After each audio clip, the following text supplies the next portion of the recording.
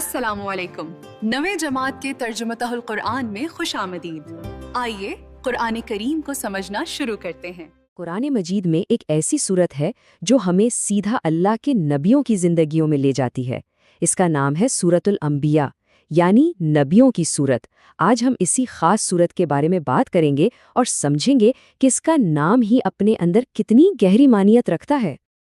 تو سب سے پہلا سوال یہی ذہن میں آتا ہے نا، کہ آخر قرآن کی ایک پوری سورت کا نام انبیاء کیوں رکھا گیا؟ اس سوال کا جواب ہی اصل میں ہمیں اس سورت کی روح تک پہنچائے گا۔ آئیے مل کر اسے سمجھنے کی کوشش کرتے ہیں۔ اور اس پوری گفتگو کی بنیاد یہ تعلیمی تحریر ہے۔ ہم اسی ماخذ سے اہم نکات لے کر آپ کے سامنے رکھیں گے تاکہ اس سورت کے بنیادی پہلو آسانی سے سمجھ آ سکیں۔ تو چلیے سب سے پہلے اس سورت کے نام اور اس کی اہمیت سے ہی شروعات کرتے ہیں۔ سورۃ الانبیاء مکہ میں نازل ہوئی اور اس میں 112 آیات ہیں۔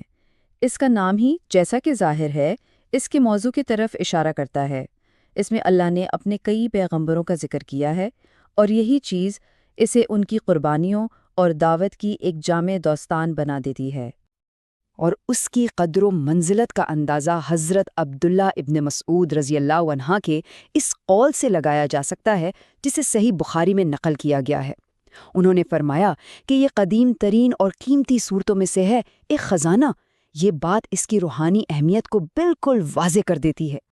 اچھا، اب آگے بڑھتے ہیں اور دیکھتے ہیں کہ یہ سورت کن حالات میں اور کس مقصد کے لیے نازل ہوئی۔ دیکھیں، کسی بھی پیغام کی گہرائی کو سمجھنے کے لیے اس کا پس منظر جاننا بہت ضروری ہوتا ہے۔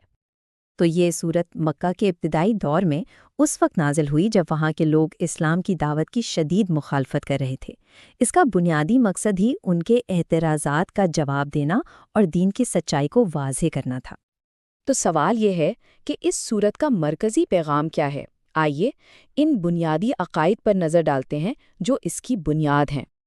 اس سورت میں 3 بنیادی عقائد پر بہت زور دیا گیا ہے۔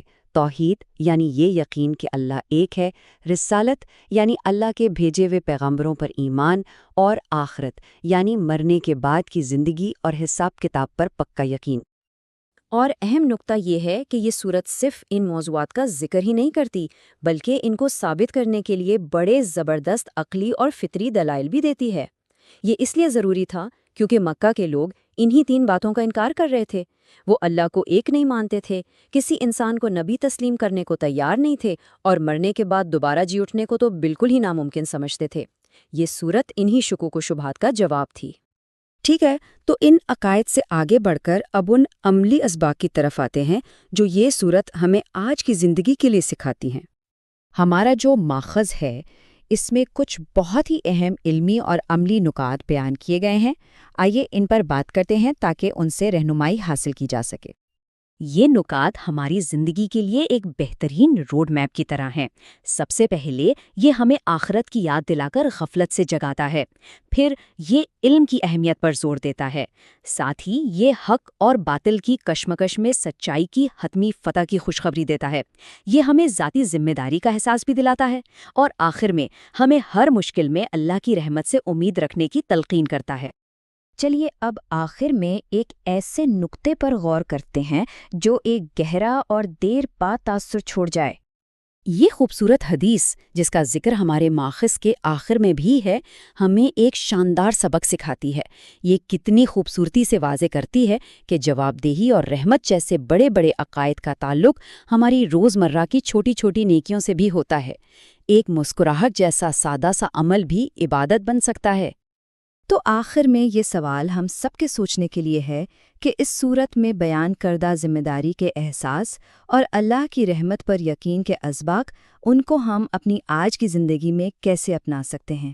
یہی وہ سوال ہے جو اس سورت کے پیغام کو ہمارے لیے ہمیشہ زندہ اور متعلقہ بناتا ہے۔ Join us and register now for online transformation.